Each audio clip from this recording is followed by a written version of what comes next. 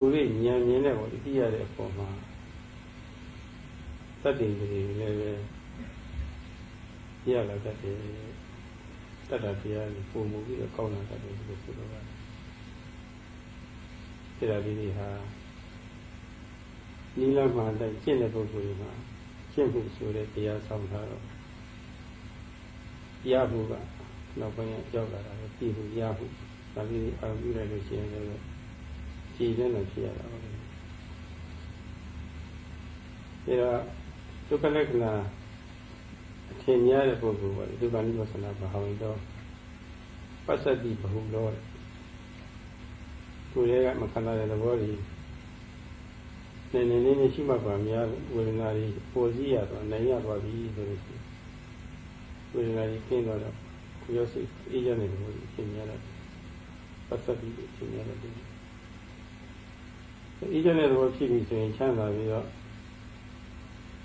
a 2 being in the Marine, Yala, Somali, and particularly. So you never change Nina Manza change. Yashi is the Moli.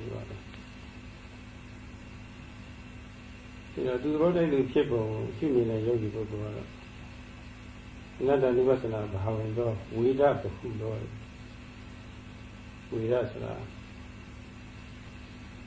one that they look like you hang out, I think they look like you hang out. A thing and put me other day, one time in the other day. You let him now by a body killer, another body in a body, in the end, particularly.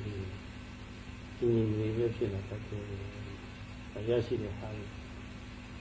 Nathan was an boy, a demoka who got, but in the Tadabia Pukong, Luganuan, Pore Pukuha, Padaji Kenyavio, Tamalin the Pukong, Seku, Sicilia. Naran Madalania Pore Pukuha, Uida Pahula, so I gave you or Killa that Saga Kim Yashida, Yashida, I will. Bari Pele, the Rovers, and Little Manari, Manari came up. Manasi, Odano Lancha, Manari came out, sit down here. You can live on the Nanyane, that's not it. I only war, Salon, or Tona, so I learned the war, there is seen the Odanja. There is penny solution that I said, yeah, swimming very far. Not a Libanania, Kida Bukuara, near Ada Chana Adam, she moves slowly. Ada Diki Bupe, you have my agency, and I said, Magana, you see what I said,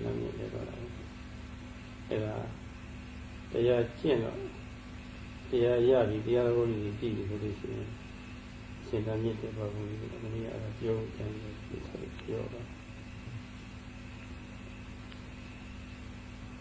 Sayadaw says,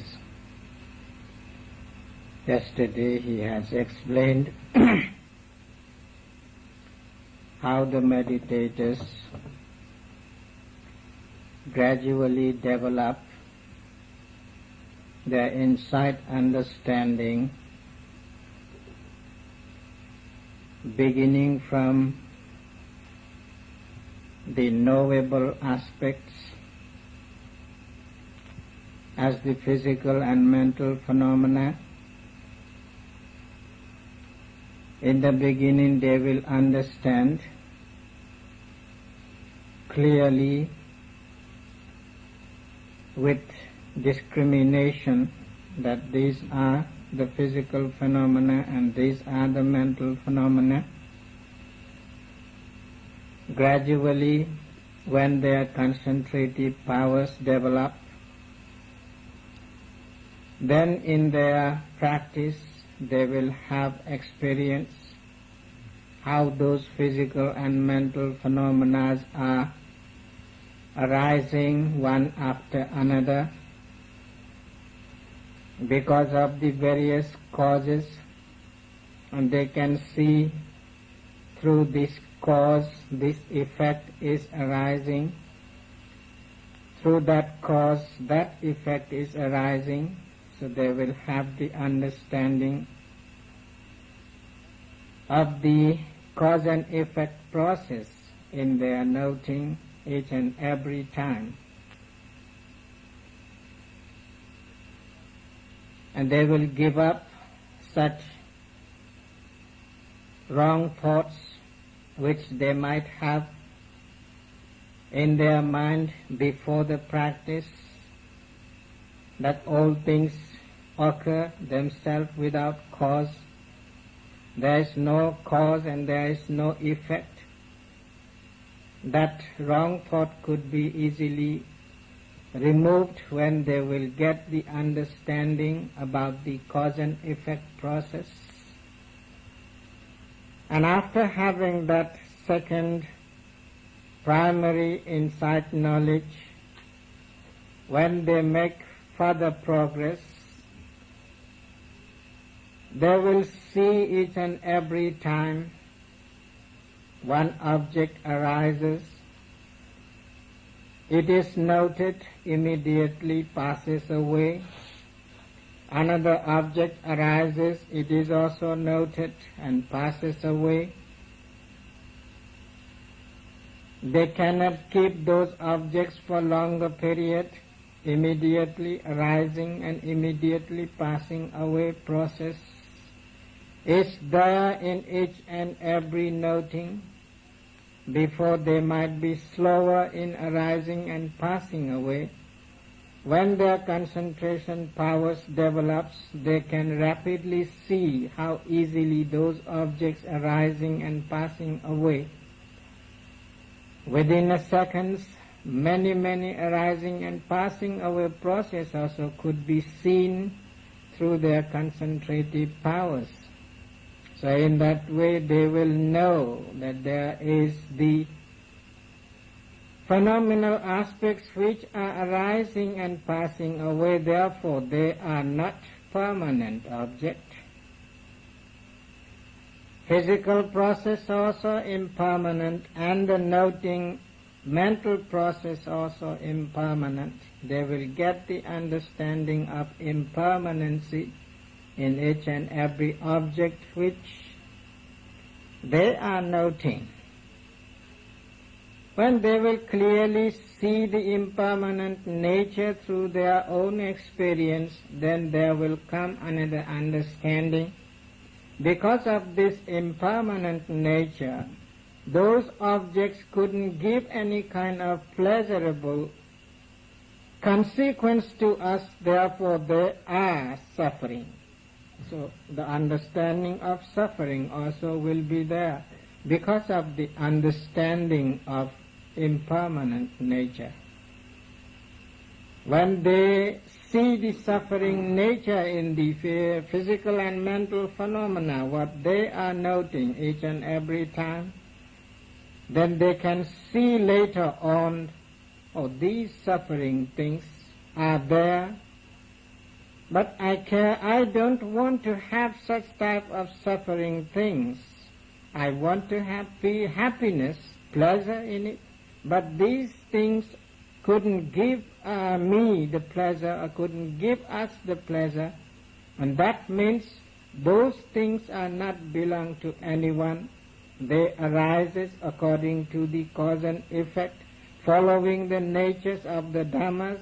So therefore, they are possessing their own natures, own qualities, own Dhammas. They couldn't be kept as we like. They couldn't be controlled as we want to be. So in that way, there could arise another understanding that those things are non-substantial. So in this way, the understanding develops as impermanent, as suffering or unsatisfactoriness, or as non-substantiality, or even we can say in another way, there is no self, no soul, no person, no being, no man, no woman. Only there are the natural phenomenal aspects which are uncontrollable. Therefore, they are all non-substantial things. In this way, the understanding gradually comes in your mind.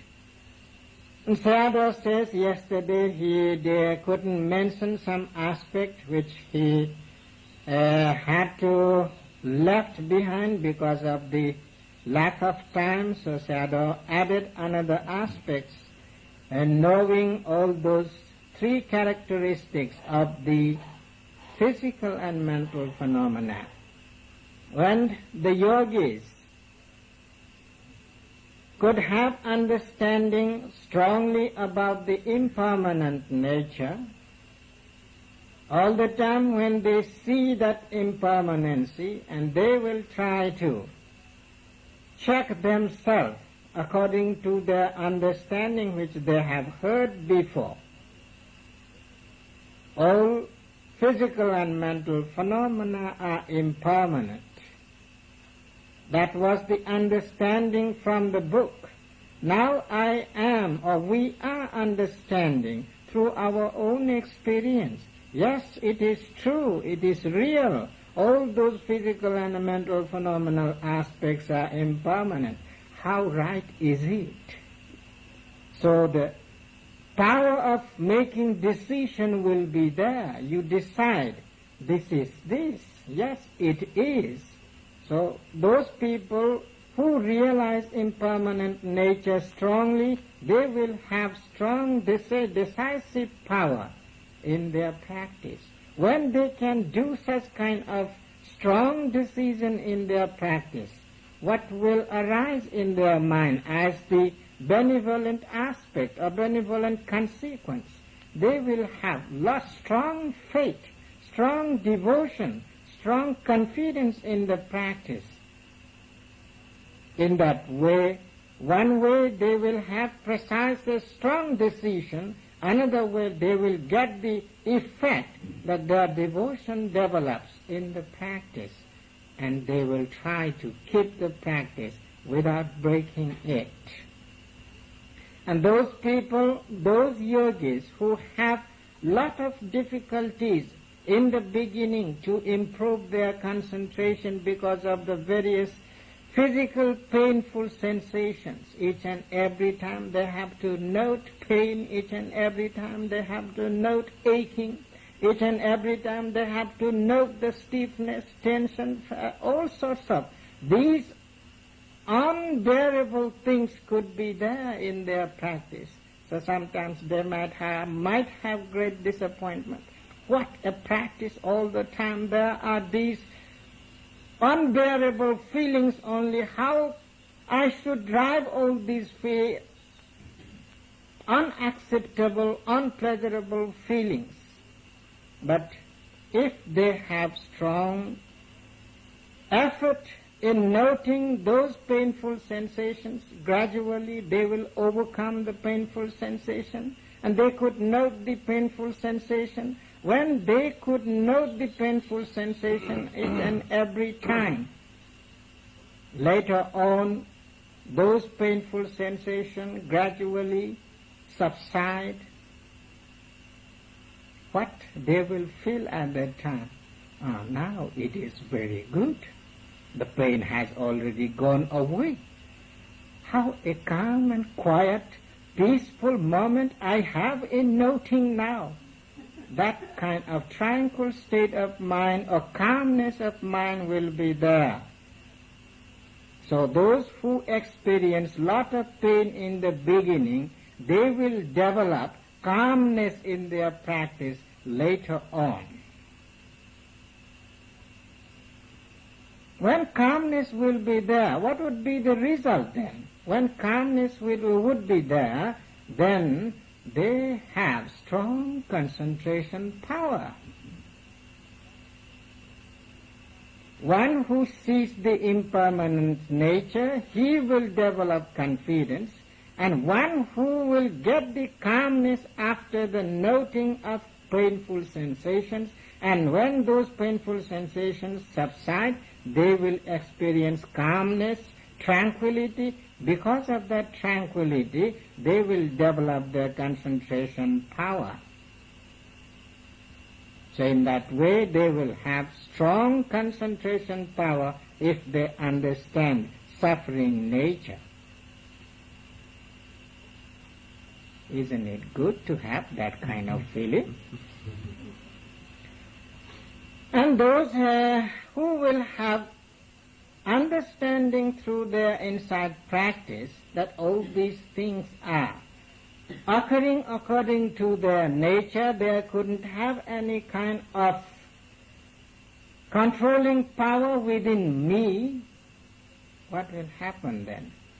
He will understand clearly that there is no self, no soul, no being, no person, nothing. Only the phenomenal aspects are there at that time. His or her intellect becomes sharp enough. So they will develop wisdom through the understanding of the non-substantial nature or characteristic of the phenomena. When they will develop in that way the wisdom, what will be the result? There will be lot of knowing in them, or all the time they are just seeing something specifically. So that type of knowing will increase in their practice. So all the time there will be something to see clearly, there will be something to understand clearly, there will be something to purely make bright in their understanding. So that type of understanding will be there through the development of the non-substantial characteristic in their practice. Or in another sense, Sayadaw also says, when they will see clearly in that way the non-substantial characteristics in each and every phenomena, at that time they will have lot of bliss in their mind. Now I understand what all these existences are, what all these lives are. So that kind of pleasure will be there, bliss will be there in their mind. So they feel more and more happy in the practice. And when these characteristics are developed in the practice, what kind of impurities the meditators could get rid of? When they will understand the impermanent nature of the physical and mental phenomena or the phenomenal process, at that time they can eradicate their pride. Pride is so strong, impure aspect, unwholesome defilement, very dangerous one. That when one sees clearly all things are not everlasting, then the pride goes away. Because pride comes with the thought when we think everything is permanent. When everything is stable, then the pride comes. Oh, I have good health. It will be static. It will remain forever. And when that feeling may arise, you will have lot of pride of that health. I am healthy. So therefore, when you know that that health also could be disappeared immediately after some times, then the pride goes down. When you get sick, you cannot be proud, so proud enough at that time. I am healthy. At that time your pride goes below and subsides the pride. So therefore, knowing the impermanent nature subsides the pride. And when you understand the suffering nature, every time there is no any pleasurable thing in physical and mental phenomena, all these things are suffering. Do you want to crave too much? Do you have lot of attachment? No, these are suffering things. Why I should attach to it?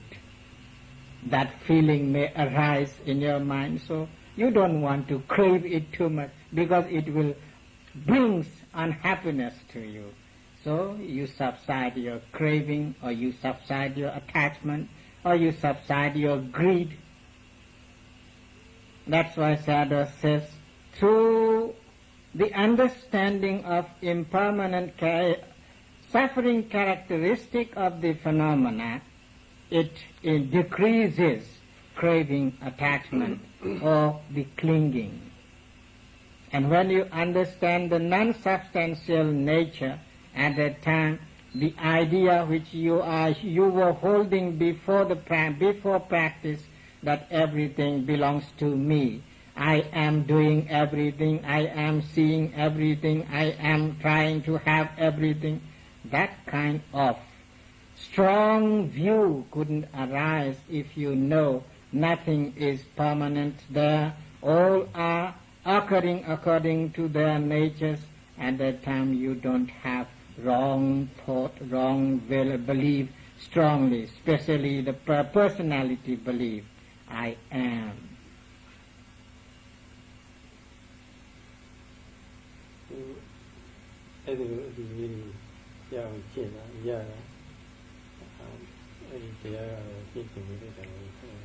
So Sayadaw again says that when we understand in such a way, how that understand comes to us, because we hold the Dhamma, we practice the Dhamma, we carry on the Dhamma within us. Therefore the Dhamma gives the gift to us to have such understanding. So you can see how Dhamma is there to protect us, how Dhamma is there to look after us, and how Dhamma is there to give the safety to us, and how the Dhamma is there to hold up to us, and how the Dhamma is there to help us from those not knowing condition to the knowing condition. How it provides all those high-level understanding. So that is the benefit of Dhamma when we hold the Dhamma. If we don't hold the Dhamma, then we will go backward from those benevolent effect to the malevolent effect. ဒီဘက်လောက်ရောက်သွားရင်တချို့ဝိသုဒ္ဓရှိတဲ့ပုဂ္ဂိုလ်များသစ္စာကဉာဏ်ပေါ့ဒီရင်ခံပြီးတော့အလွားရခေါ်တဲ့အနုမာနဉာဏ်ကိုဖြစ်တတ်ပါတယ်ဖြစ်ပုံကတော့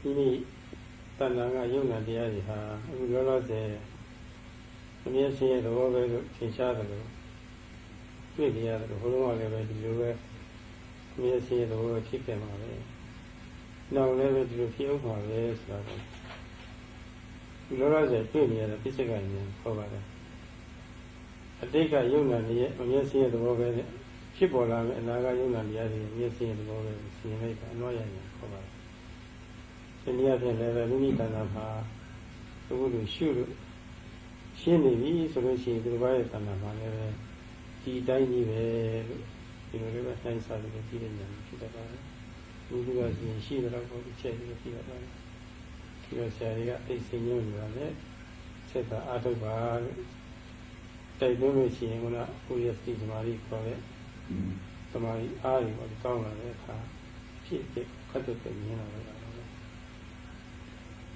Sayadaw says when the yogis have such understanding through their practice or in their practice, they will reflect themselves all the time that, all those physical and mental phenomena which I am carrying or we are carrying, they are bound to those three characteristics. In that way they will get the direct understanding of those insights. And later on there will come indirect understanding, the experiences which I am having or we are having now, depending on these physical and mental phenomena, and the previous, all those physical and mental phenomena also might have same type of nature, same types of characteristics. So therefore all those previous physical and mental processes also bound to those three characteristics. They also impermanent, they also suffering, and they also non-substantial things.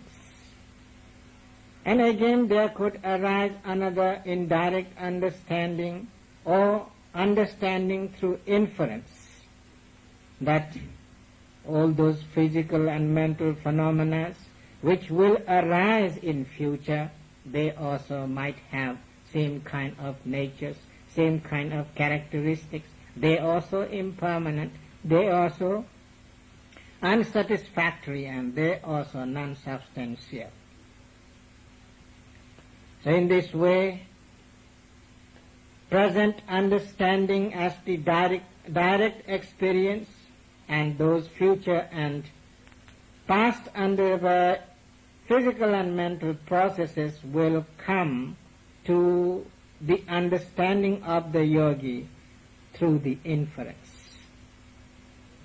And again, when they are all the time seeing themselves, these three characteristics arising and giving them such experiences moment after moment, then they try to indirectly understand, or not our physical and mental processes are possessing all these three characteristics.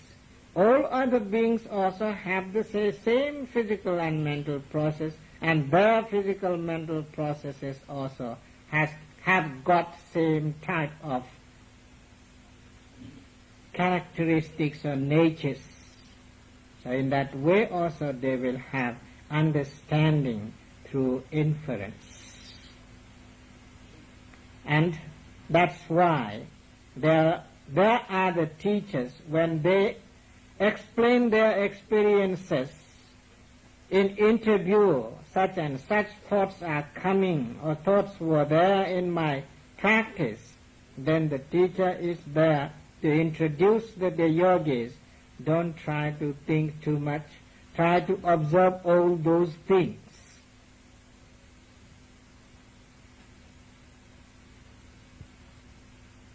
This is what I don't know. Celebrate. Say answer me. So the me issue. Somebody they want to out on the car. I've never seen a change like I did. A few people cut the me and I, we have been a kid on any by my wasn't a clean out of my later alcohol. You are the man young level, thoroughly put the shame by it. Any by my we have been the Mari, thoroughly alcohol. Abia Siga Suka 2 years. Abhyasika Sukhaဆိုတာကိလေသာနဲ့ကိလေသာတွန်းလောင်းခြင်းမရှိဘဲနဲ့တဏ္ဍာကောင်းတဲ့ချမ်းသာမျိုးပေါ့လေချမ်းသာမျိုးဒါဒီအဓိစိတ်ဒုက္ခလို့ပဲခေါ်ပါတယ်ဒါကိုစัญญ์မဲ့နဲ့ရှင်းပြရမယ်ဆိုလို့ရှိရင်တော့ဒီဘိုက်မှာကမျက်စိနားနှာခေါင်းရှာကိုခေါ်တဲ့อินทรีย์တွေပေါ့လေဒါတွေထိတ်ချုပ်ရတာလည်းပဲတော်တော်လေးလွယ်တာဒါလည်းဆိုလို့ရှိရင်ချိုးချွတ်ဗာလေးကြာကြည့်တယ်ညီငွေလေးတွေရှိလို့ရှိရင်လည်းကြည့်တယ်อินทรีย์မလုံး ရုပ်တည်းဇိုးနဲ့စက်ကလေးရှိတတ်တယ်ဒီဘက်ရောက်တဲ့ခါကျတော့မျက်စိလည်းပဲတော်တော်လုံးလာပြီနားလည်းပဲလုံးလာပြီအခြားခြားအိန္ဒြေလည်းတော်တော်လေးကောင်းလာပြီအိန္ဒြေကောင်းလာတော့ကြုံရတဲ့အာယုန်တွေပေါ်မှာပေါ့ပုံစံကလည်းမထင်တော့ဘူးအဲ့ဒီမှာချစ်ကွက်ကလေးတွေပေါ့လေအနုပစ္စည်းနဲ့ကာဟဆိုတာဒါလေးလည်းမရှိတော့တကယ်လို့အိန္ဒြေမကောင်းသေးဘူးဆိုလို့ရှိရင်တော့ကျုံရတဲ့အာယုန်တွေနဲ့စပြီးတော့ကိလေသာတွေဖြစ်တတ်တယ်အဲ့ဒီမြင်ကြမယ်အစားကြည့်ရတဲ့အာယုန်တွေကိုကြည့်ပြီးတော့ပုံစံနဲ့ဆိုလို့ရှိရင်ကချမ်းသာတွေဖြစ်တယ်အဲ့ဒီချမ်းသာဟာຢာကကိလေသာကိုတွန်းလောက်ပြီးတော့ထက်ခတ်ထားရတဲ့ထက်ခတ်နိုင်မှအရသာရှိတဲ့ချမ်းသာမျိုးဖြစ်တယ်ဒါဗျာစိကစုခလို့ခေါ်ပါတယ်ဒါကိုထင်ရှားတဲ့ဥပမာနဲ့ပြောရမယ်ဆိုလို့ရှိရင်ဘုရားအသားရင်ငါးရင်များကညာဒီအနရတာကောင်းအောင်ဆိုပြီးတော့စီဆောင်ရုပ်ကျက်တော့ဝေးစသည်ပေါ့ဒီဒါတွေချက်ခါပြီးတော့ချက်မှလာသူကအရသာရှိတယ်ဖြစ်တယ်ဒါလိုပါပဲကျုံရတဲ့အာရုံဒီပေါ်မှာຢာကထက်ခတ်ပြီးမှကောင်းတဲ့ချမ်းသာမျိုးပေါ့လေအဲ့ဒီချမ်းသာမျိုးဗျာစိကစုခလို့ခေါ်ပါတယ်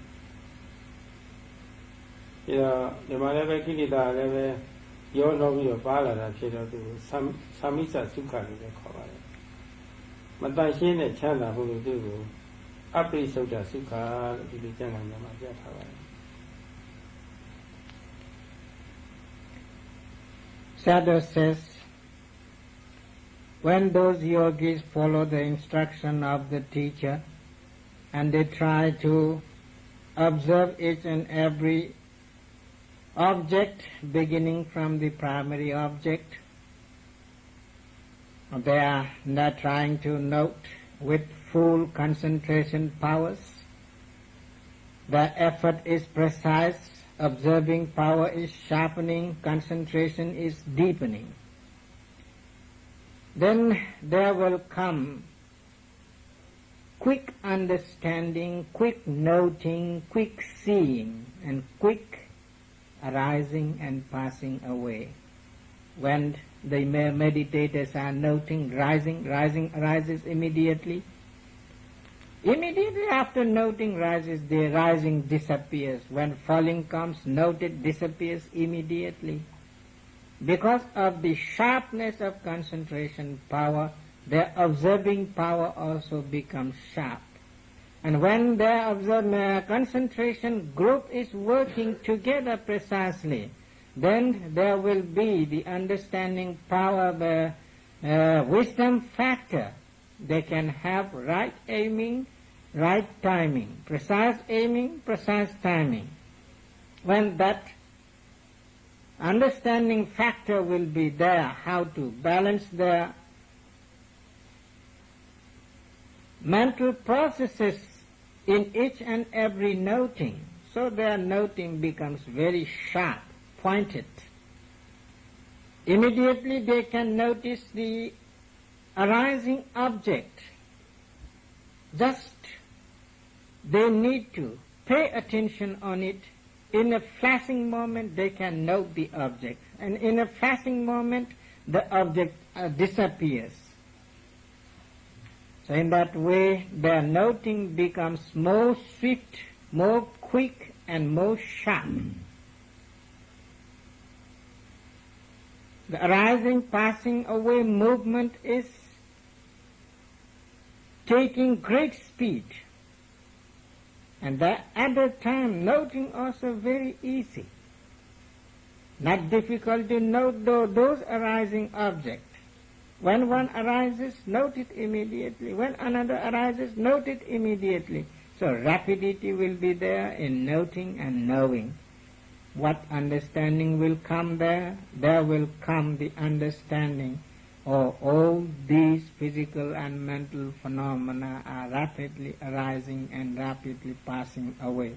That's why it is called arising and dissolving, arising and dissolving. That knowing is called the knowledge of arising and passing away, or appearance of disappearance. at that time your senses also becomes very, very well controllable. Not like before. When your senses could be well controlled and well kept in your hand, there arise such a bliss in your mind that pure happiness will be there, pure pleasure will be there, in which nothing necessary to add. Without any ingredients, it is peaceful, blissful, and happier one itself. When you don't need to add anything in that peace and bliss and happiness, that type of happiness or peace or bliss is called in Pali abhyasika sukha. Another time that type of sukha couldn't arise. If your senses are not well controlled, very easy to arise the ingredients in each and every moment, in each and every noting. Although you are trying to walk with controlled senses, but whenever there will be something going in front of you, immediately your eyes goes to that side, rather than having the notice in your left and right, or lifting and moving and placing. Eye goes there, what is there? And if you hear something, immediately your head turns that side, what is there? You want to see, you want to hear. And again, if the seeing things is acceptable one, what happens? The ingredients comes, craving. For the ingredients will be there as attachment. And if you are unhappy with that sight, then there will be another ingredient as hatred. So all these ingredients are there. And those objects which are happy-giving one, that comes not itself. There you have to pour the ingredient of lust, or ingredient of greed, or ingredient of craving or attachment. And with that ingredient, then you will get the taste. Oh, that is beautiful one. A lovely one. Charming one. Oh, those ingredients are there because to think of charm there. But the bliss and happiness which will come after having the clear understanding of arising and passing away nature of those physical and mental phenomena, and your concentration is good enough, your understanding is sharp enough, that bliss couldn't be compared with any other bliss. At the time no ingredient is there, just bliss, just peace, just knowing, just seeing, just understanding. That's why Sayadaw says that type of bliss will arise when you reach to the knowledge stage of arising and passing away. Before that, you haven't got well controlled senses. When you don't have well controlled senses, whatever bliss or peace or happiness you will get, that bliss and peace is added with something, then only it will become tasteful. Therefore, those peace and those happiness and those pleasure which you get through additional ingredients called vyasika sukha.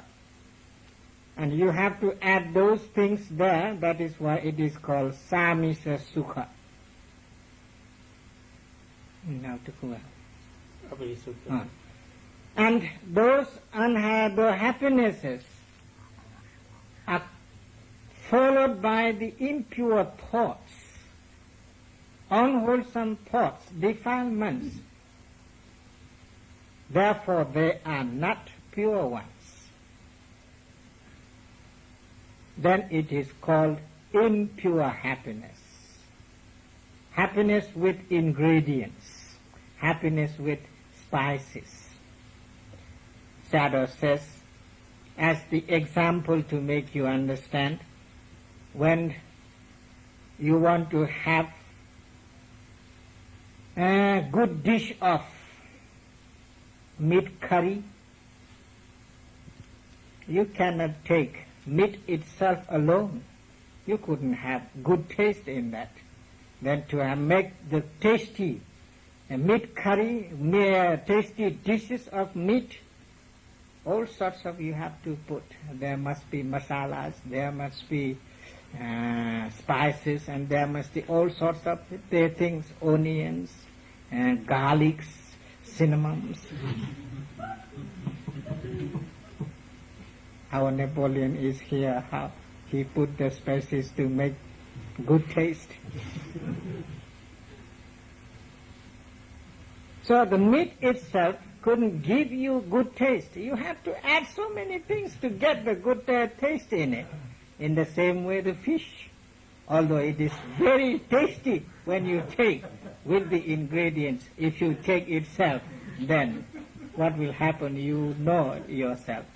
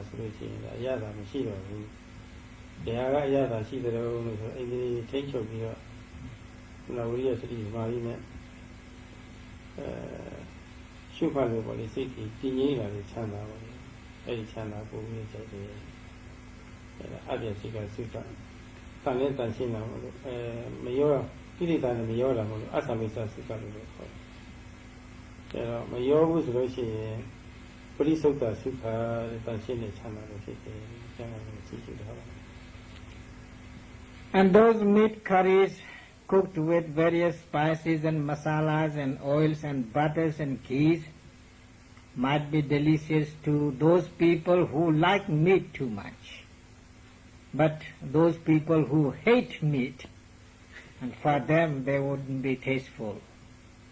In the same way, all those sensuous pleasures in which there are a lot of ingredients added each and every time might be very tasteful to such people who would like to enjoy them. But those people who are disgusting all those things, and they just want the taste in which they don't need to add any ingredients, it will be tasteful itself for such people, and those additional tasteful things couldn't be pleasurable for them. Sayadaw says, those real meditators who had real understanding through their practices, and they really know the dangers of impurities and defilements, they don't like to add anything in their blissful things. They would just have the only pure taste in it. So therefore, when you don't need to add any ingredients in your peace and happiness and pleasure,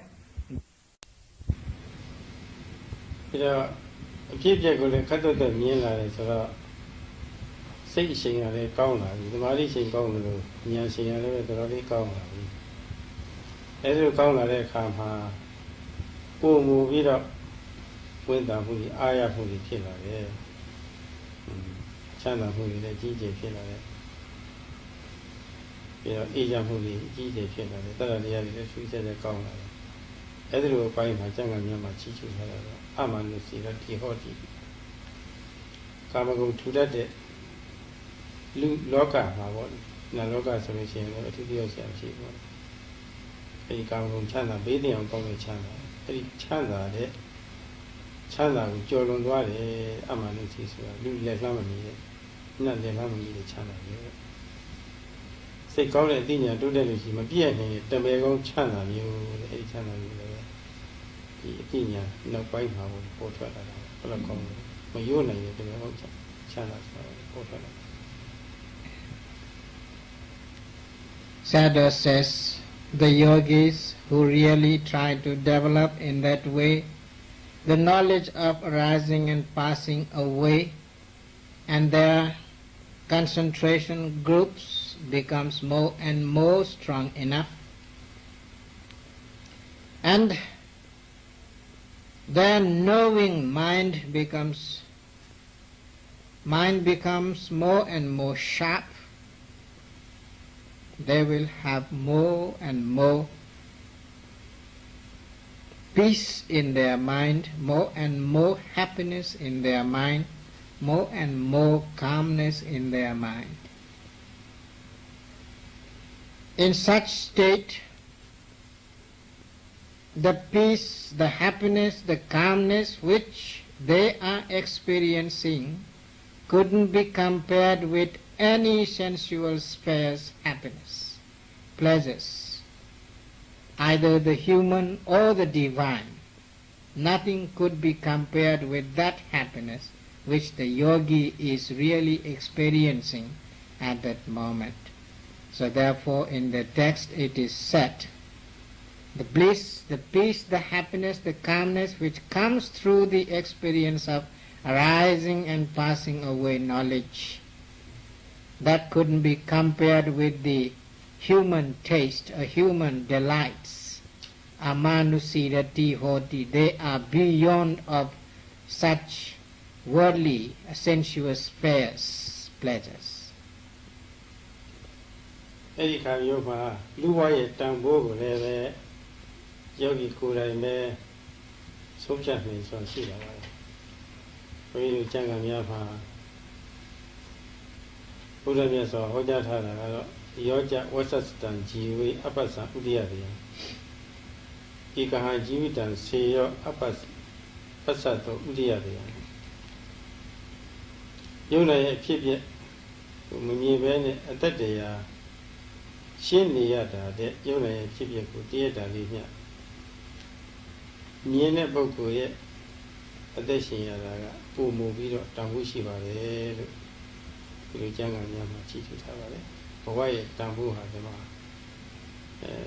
အတိအကျဆုံးဖြတ်ချက်ချရမှာစိတ်တန်ဖိုးရှိတဲ့ဘဝပဲဆိုတာပါဒီမှာဘယ်လောက်ပဲလူမှုချမ်းသာပါလေလောကီပညာတွေဘယ်လောက်ပဲတတ်ဘယ်လောက်ပဲနာမည်ကြီးကြီးဘယ်လောက်ပဲပတ်စံနေချမ်းသာလို့လူမှုစေတနာမြင့်မြင့်နဲ့နေရလူလူတရားမထုတ်ဘဲနဲ့အဖြစ်အပျက်မမြင်ဘူးဆိုလို့ရှိရင်တန်ဖိုးမရှိတဲ့ဘဝမျိုးတဲ့ဒီလိုမျိုးဆိုပြအမိတ်ဆက်ထားတယ်ဘယ်လိုဘဝမျိုးမှာတန်ဖိုးရှိတယ်ဆိုတော့အခုလိုတရားတွေအားထုတ်လို့ဖြစ်ပျက်ကိုမြင်တဲ့ဘဝမျိုးကတန်ဖိုးရှိတယ်တဲ့ဘယ်လောက်ဆိုတော့တည့်တာလေးပဲတည့်ရက်တည်များရင်လားတွေများအထူးဆိုပြောရမှရှိလို့ဆိုတဲ့အတိတ်ပဲအဲဒီတန်ဖိုးနိုင်ရှိပြီးတော့ဟောတယ်လူဘဝတန်ဖိုးကိုမြတ်စွာဘုရားပြည့်တယ်လို့ Sayadaw says, when the yogis could experience in such a way, through their own practice and through their own experience, and through their own understanding that there is such bliss, peace and calmness and happiness in the understanding and in the practice, then those people could understand the value of their human life or human existence, how valuable the human existence is. So therefore the Buddha himself mentioned in a verse, although the people may live long life,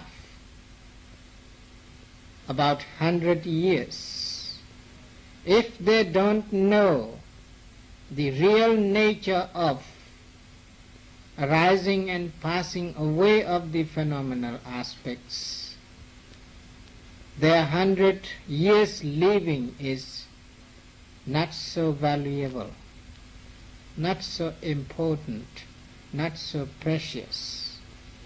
But those people who realize the true nature of physical and mental process, that they are arising and passing away, such people's living, such people's surviving in this world is very much valuable. Even though they may live in this world just for a day, that one day's survival is more valuable than 100 years' survival, having all sorts of worldly pleasures, name, fame, possessions, wealth, and friends and families, all sorts of things.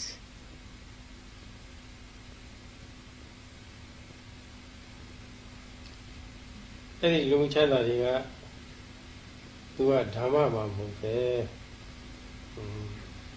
Promise Rishi, Adama is a tear for me, I could be in a lower dollar more, I would be in a Adama for it. Adama Garo, knitting to be good of nature. The gate Dhamma Sikama, Dhamma's however, Nia Manachi, Yashi, a book. 5 millionရက်ရှိတဲ့ပုဂ္ဂိုလ်ကမြင့်တင်ပေးတယ်ဆိုတာပါအလုံးထင်ရှားတာယောဂီကုလို့နဲ့ဆိုအလုံးထင်ရှားပါတယ်အဲလိုဆောင်းတဲ့ပုဂ္ဂိုလ်ကိုတရားကပြန်ပြီးတော့ဆောင်းပုံလေးနောက်ပိုင်းကျမှကြာကြာနဲ့ဖြည့်ရှင်းပြရအောင် The Sayadaw says, although the ordinary people might think when they possess abundant worldly possessions and where they are living in high standard life outwardly, and they might have great name and fame, many friends and families, and they may think those people's lives are valuable. If we try to make judgment, or if we try to estimate how they are living their high standard life, then we can clearly see those high standard livings are covered with all sorts of impurities, all sorts of unwholesomenesses, all sorts of defilements. They are not free from all those defilements. Through the Dhamma point of view, actually they are having those high standard living which could be named as adhamma living, dwelling with or without wholesomenesses, dwelling without purities. But the dwelling which the yogis are experiencing through the practice, where there is no any kind of impurities, no any kind of unwholesomenesses, no any kind of defilement, and they also having the high standard living, they also having the precious living, they also having the highly estimated living, and those livings are pure living, clear living, and wholesome living. That is why their living is called Dhamma living. So if you try to compare the Dhamma living and the Adhamma living, living with righteousness and living with unrighteousness, which would be the best one, then you can see how important to have the righteous, high standard living in human life to possess real bliss, real peace and real happiness, where there is not necessary to add any kind of ingredients. Those happinesses are tasteful themselves. Unrelinquishable taste will be there. Sayadaw says, today we don't have sufficient time to explain furthermore, so therefore try to have that kind of only taste through which you will get the peace and bliss and happiness in your life without having any troublesome defects in your mind.